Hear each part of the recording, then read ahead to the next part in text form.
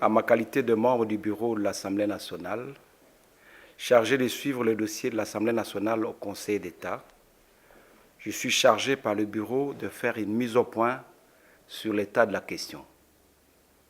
En effet, depuis le début de notre législature, l'institution Parlement, spécialement la Chambre basse, fait l'objet d'attaques de tous ordres. Vous avez observé avec nous, tout au début, de militants, avec Gourdin, d'autres à moto, appartenant à une obédience bien connue, ont attaqué le Parlement sans motif et ont violé l'enceinte du Parlement, porté de coups sur les députés et vandalisé les bâtiments et le matériel à 2 reprises. Vous avez aussi observé l'immixtion de certains parquets et cours dans les actes de fonctionnement normal de l'Assemblée nationale, à méconnaissance de la Constitution et des lois de la République. Cette immixtion s'est traduite notamment par de poursuites et arrestations en violation de la Constitution et du règlement intérieur de l'Assemblée nationale. Nous avons observé même des demandes incongrues d'élever des immunités. Aujourd'hui, le Conseil d'État vient de démontrer à l'opinion qu'au-delà d'être une juridiction administrative, dans les cas d'espèce, elle est aussi une juridiction politique. Tenez, alors qu'elle est incompétente pour statuer sur les actes législatifs et les actes d'assemblée, saisie en date du 9 juin 2020 en matière de référé liberté, elle décide de toute urgence d'assiéger les 10 juin et de rendre sa décision dictée à l'avance le même jour.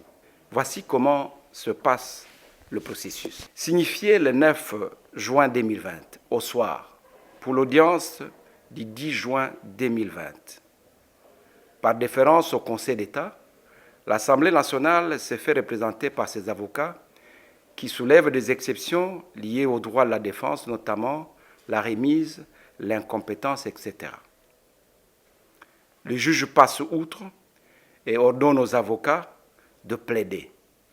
Dans l'entretemps, le requérant, bien connu, a élu domicile ce même jour dans le bureau des responsables du Conseil d'État.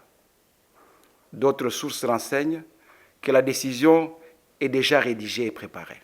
Les avocats de l'Assemblée nationale sont contraints de plaider. L'audience se termine autour de 17 heures. De commun accord, les juges demandent aux avocats de déposer leur note de plaidoirie le 11, c'est-à-dire aujourd'hui, avant 12 heures, pour décision à intervenir.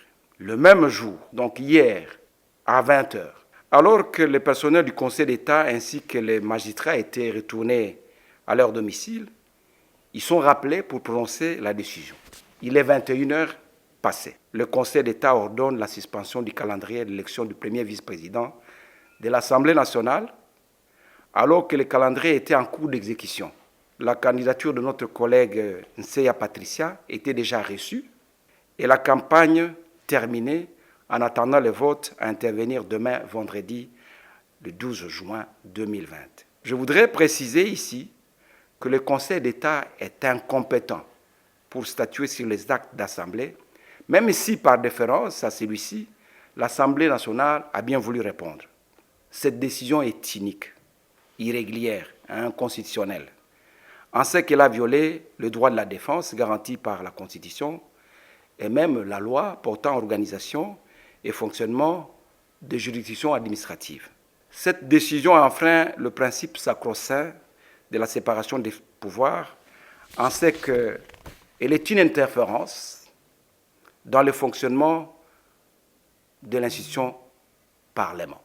L'Assemblée nationale fera appel de cette décision et elle précise qu'elle continuera à exécuter son agenda de l'élection du premier vice-président de l'Assemblée nationale sans égard à cette décision. L'Assemblée nationale précise qu'elle continue à fonctionner conformément à la Constitution et à son règlement intérieur et demande aux autres institutions de la République de ne travailler que dans le strict respect des attributions et compétences leur dévolues par la Constitution et les lois de la République, et c'est dans le strict respect de la séparation des pouvoirs.